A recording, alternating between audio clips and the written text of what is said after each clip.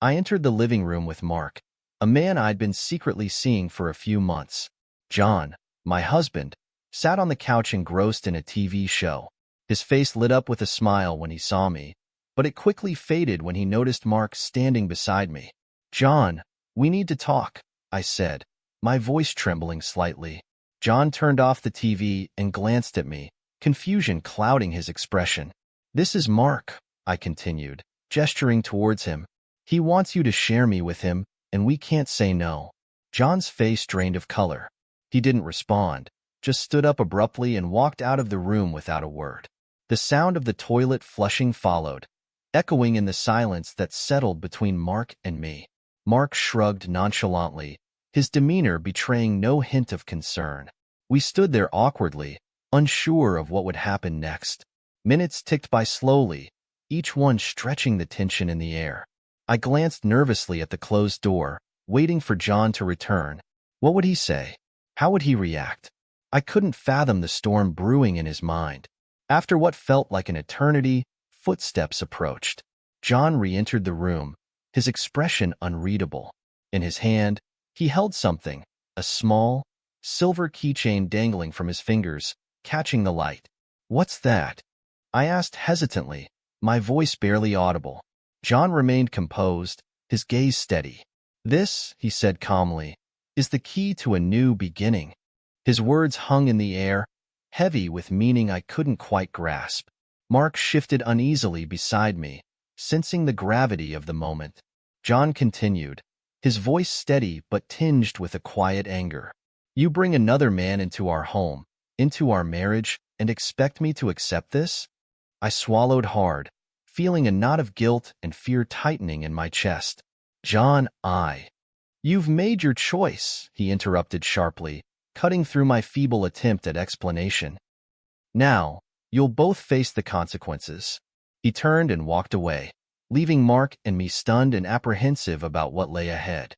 John returned to the room, a small object tightly gripped in his hand. My heart sank as I recognized it, a familiar small box, the one where we kept our wedding rings. He held it out, his expression unreadable, and opened it slowly to reveal its empty interior. "I flushed our wedding rings down the toilet," John stated calmly, his voice steady but laced with restrained emotion. "I guess we won't be needing them anymore." Shock and disbelief washed over me. The weight of his actions hit me like a physical blow. I exchanged a glance with Mark, who stood by awkwardly, unsure of how to react to the escalating situation. John placed the empty box on the table with deliberate care and returned to the couch, his posture relaxed but his eyes burning with an intensity one had never seen before. The silence in the room was suffocating, broken only by the distant hum of appliances and the faint ticking of a clock. I struggled to find words, to make sense of the turmoil swirling inside me. "John, why?" I began, my voice trembling. "Why?" John cut in sharply, his tone betraying a mix of hurt and righteous anger. "Because you brought another man into our marriage, into our home, and expected everything to remain the same?" His words struck a nerve, a painful reminder of the choices I had made and their consequences. Guilt gnawed at me, mingling with fear of what would come next. Mark shifted uncomfortably, breaking the tense silence. "John, maybe we should—" "No," John interrupted firmly, his gaze fixed on me. "There's no we anymore." I felt the weight of his words like a lead weight on my chest. The reality of his actions, the symbolic flushing away of our marriage, left me reeling. Tears welled up in my eyes, a mixture of remorse and helplessness washing over me. John's expression softened slightly as he glanced at me, a flicker of pain crossing his features before he composed himself again. "This is how it has to be," he said quietly, more to himself than to us. Mark remained silent, his presence a reminder of the rift I had caused. I wanted to reach out, to undo the damage, but John's calm resolve and the emptiness of the ring box were stark reminders of the irreparable breach between us. Hours passed in strained silence, each minute stretching into eternity. Mark eventually excused himself, leaving me alone with John and the echoes of what had transpired. He retreated to our bedroom, shutting the door with a finality that underscored the end of our shared life. Alone in the living room, I sat numbly on the couch, grappling with the devastating consequences of my actions. The weight of John's quiet anger and his deliberate gestures, the flushed rings, the emptied box, pressed down on me like a heavy burden. As night descended outside, casting shadows across the room, I realized with a sinking feeling that John's calm exterior masked a storm of hurt and betrayal. The object in his hand had become a symbol of our shattered trust and the unraveling of everything we had built together. "Why are you doing this?" John's voice cut through the tense air, his tone steady but tinged with hurt. His eyes, usually warm and comforting, now held a glint of anguish as he confronted me. Tears welled up in my eyes as I struggled to find the right words. "I love you, John," I managed to say, my voice choked with emotion. "But I also love Mark. I thought we could make this work together." John shook his head slowly, his disbelief palpable. "You can't have both of us," he said quietly, his words carrying the weight of finality. "You made your choice the moment you brought him into our home." Mark, sensing the tension, stepped forward tentatively. "Maybe we can talk about this," he suggested, his voice calm but uncertain. "We can find a solution that works for everyone." John's jaw clenched, his eyes narrowing with resolve. "The only solution I see," he said icily, his tone cutting through the air like a knife, "is for you to leave. Both of you." The stark reality of his words hung in the room, each syllable driving home the depth of his hurt and betrayal. I glanced at Mark, silently pleading for him to say something, to offer a way to bridge the chasm that had opened up between us. Mark hesitated, visibly grappling with the gravity of the situation. "John, please," he started, his voice wavering slightly. "We care about you. We don't want—" "Don't," John interrupted sharply, his gaze flickering between us. "Don't pretend this is about caring." The room fell silent again, the tension thickening with each passing moment. I felt the weight of John's accusation, the guilt of my actions pressing down on me like a heavy burden. How had everything spiraled out of control so quickly? "I never wanted to hurt you," I whispered, my voice barely audible amidst the charged atmosphere. John's expression softened for a fleeting moment, a shadow of the love and warmth we had once shared flickering in his eyes. "But you did," he said quietly, his voice tinged with sorrow. "You've shattered everything we had." I reached out tentatively, wanting to touch him, to erase the pain etched on his face. But he stepped back, his retreat a physical manifestation of the emotional distance that now separated us. Mark shifted uncomfortably, unsure of his place in the unfolding drama. "John, maybe we should give each other some time," he suggested tentatively, his voice tinged with uncertainty. John's gaze hardened, his resolve solidifying. "Time won't change what you've done," he said firmly. "You both need to leave. Now." The finality of his words hung in the air, leaving no room for argument or negotiation. Mark looked at me, silently pleading for guidance, but I had none to give. The reality of our shattered marriage and the consequences of my choices crashed down on me with brutal clarity. With a heavy heart, Mark and I gathered our things in silence, packing away the remnants of a life that had splintered beyond repair. John watched silently, his eyes betraying a mix of pain and resignation. As we walked out of the house, the weight of John's calm anger and the devastation of our broken vows pressed down on me with each step. The night air was cool against my skin, a stark contrast to the heat of emotions that raged within me. Behind us, the door closed with a finality that echoed the end of our shared dreams. I glanced back one last time, catching a glimpse of John standing in the doorway, his silhouette framed by the dim light of the hallway. In that moment, I knew that John's calm resolve and quiet anger would haunt me for the rest of my days. The confrontation had ended, but the consequences of my actions had only just begun to unfold. That night, after the confrontation with John, Mark and I left his house in a state of somber disbelief. I stayed with Mark, but despite the physical distance, I couldn't shake the feeling that John wasn't finished with us. His calm demeanor had been unsettlingly composed, too accepting given the gravity of the situation. I knew him well enough to understand that beneath that calm exterior, he was brewing something. Days passed in a haze of uncertainty. I couldn't sleep, couldn't eat properly, haunted by the echoes of John's quiet anger and the shattered pieces of our marriage. Mark tried to reassure me, suggesting we move on, but I couldn't shake the feeling that John had a plan, a strategy to turn the tables on us. Then, one evening, a text message arrived on my phone. It was from John, a simple and chilling message that sent a shiver down my spine. "Come back home. We need to talk." Mark frowned when he saw the message over my shoulder. "You can't seriously be considering this," he said, his voice laced with concern. I hesitated, torn between fear and curiosity. "I need to know what he's planning," I replied, my voice barely above a whisper. Mark shook his head, his frustration evident. "He's not going to forgive this easily," he warned. It could be a trap, but I couldn't ignore the gnawing uncertainty that plagued me. Against Mark's advice, I made a decision. I needed answers, closure, whatever form it might take. The drive back to our house was nerve-wracking. Every mile felt like a step closer to an unknown fate. When I arrived, the house was quiet, bathed in the soft glow of twilight.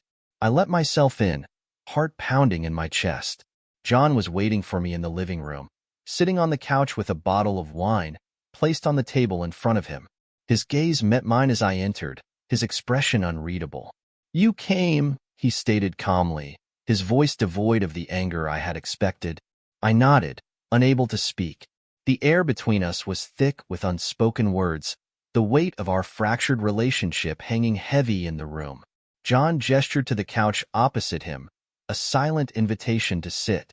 I hesitated for a moment before lowering myself onto the seat, acutely aware of the space between us.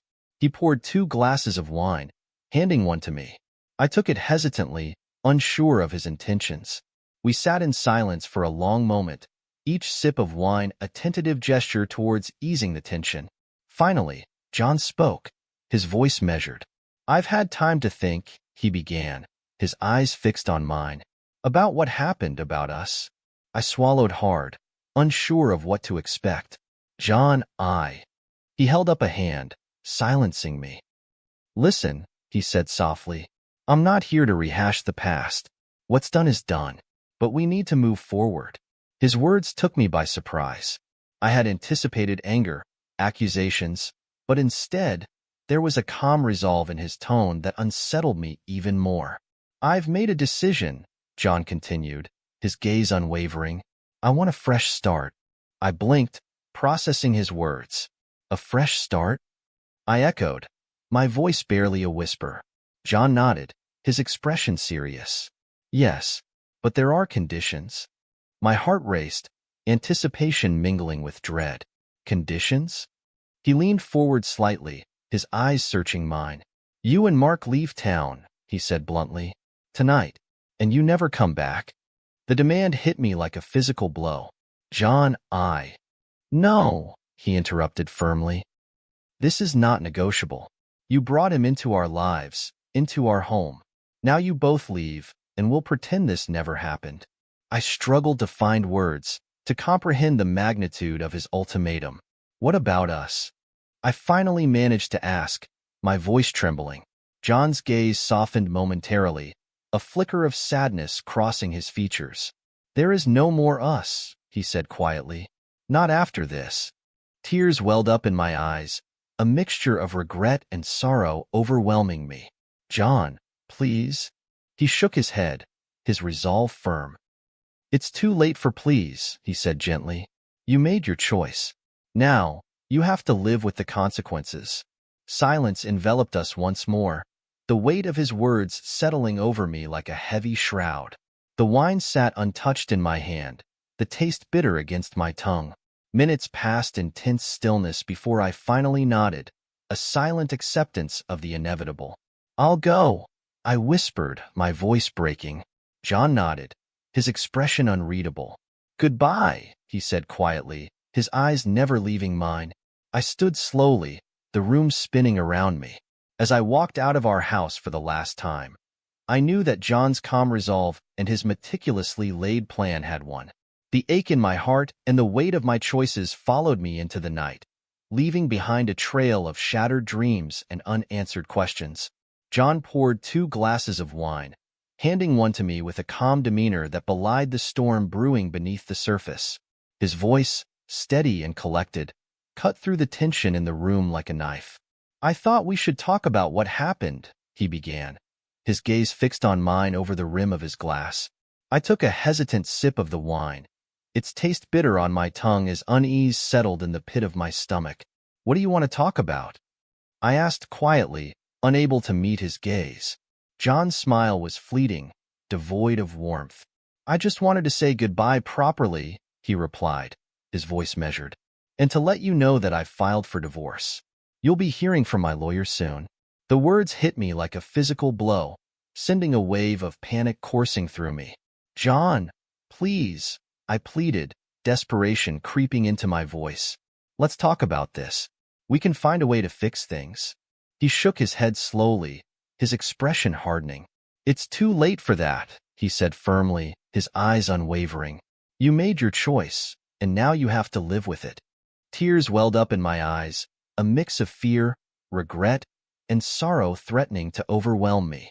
The reality of what I had done, bringing another man into our marriage, shattering the trust we had built, crashed down on me with unbearable weight.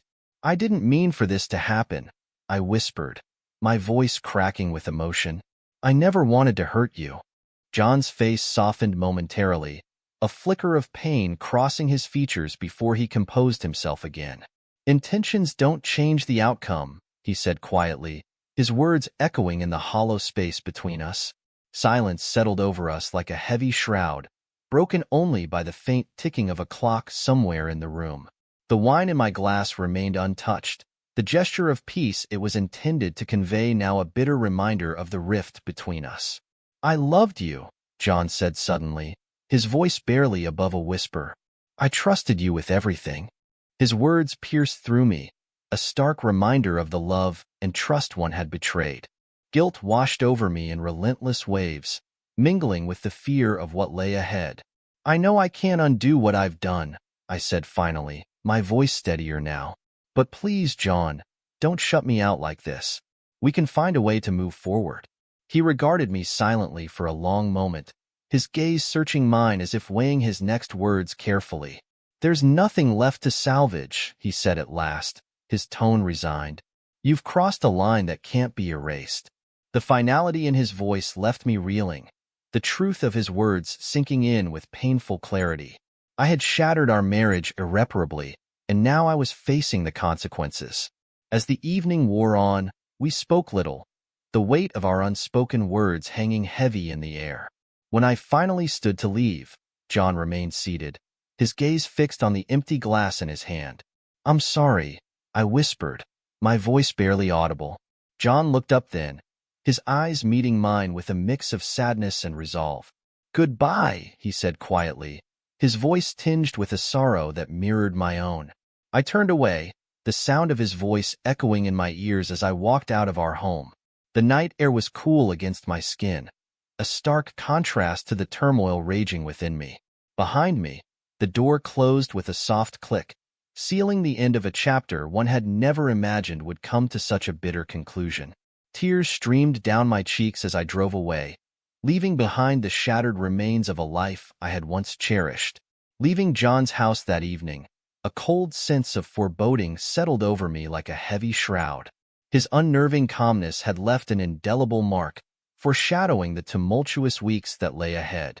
The following days blurred together in a haze of uncertainty and fear. John wasted no time in initiating divorce proceedings, his actions swift and methodical.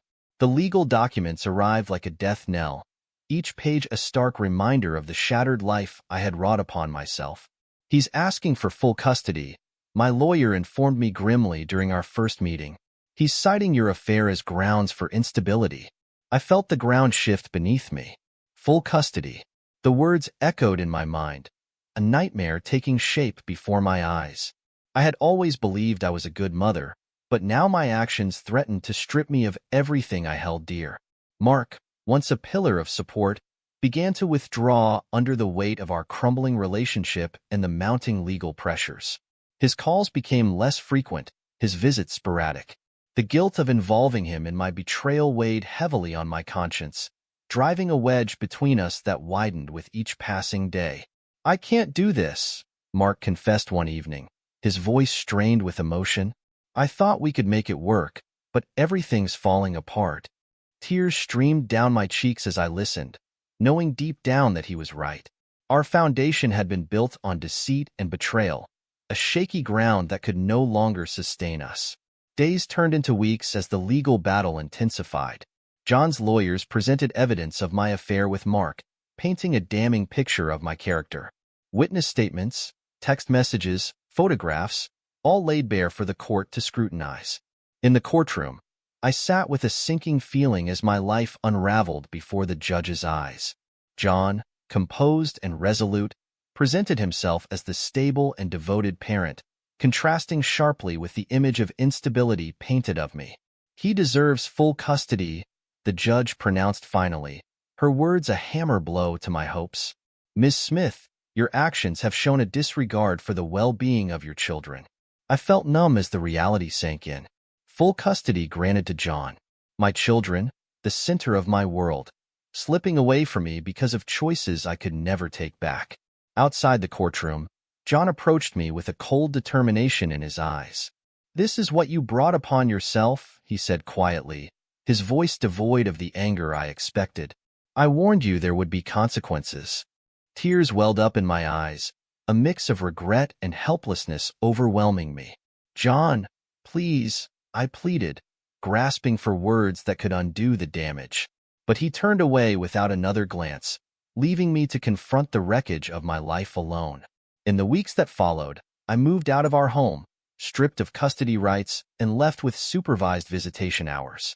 Every moment with my children felt like a cruel reminder of what I had lost, their confused gazes haunting me as they struggled to understand why Mommy couldn't be with them all the time. Mark, burdened by guilt and the weight of our fractured relationship, eventually withdrew completely. "I can't do this anymore," he confessed during our final conversation. "I'm sorry, but I need to move on." His departure left me utterly alone, grappling with the consequences of my actions in a world that had turned against me. Friends and family, once pillars of support, distanced themselves, unable to reconcile the person I had become with the person they once knew. As the days stretched into months, I watched from a distance as John rebuilt his life, a life that no longer included me. He moved into a new home, filled with memories I was no longer a part of. Pictures on social media painted a picture of happiness and stability, a stark contrast to the turmoil that consumed my days and nights. His calm anger, the mask of composure he had worn throughout our ordeal, had concealed a ruthless determination to exact his revenge. And he had succeeded. I had lost everything, my marriage, my children, my dignity, all because of a betrayal that had spiraled out of control. In the solitude of my new reality, I began to confront the harsh truth. I had brought this nightmare upon myself. My choices, fueled by selfishness and recklessness, had led me down a path of devastation from which there was no return. As I stared at the empty rooms of my new apartment, haunted by memories of a life that once was, I knew that John's calm resolve had sealed my fate. The nightmare I now lived was the consequence of my betrayal, a punishment I could never escape.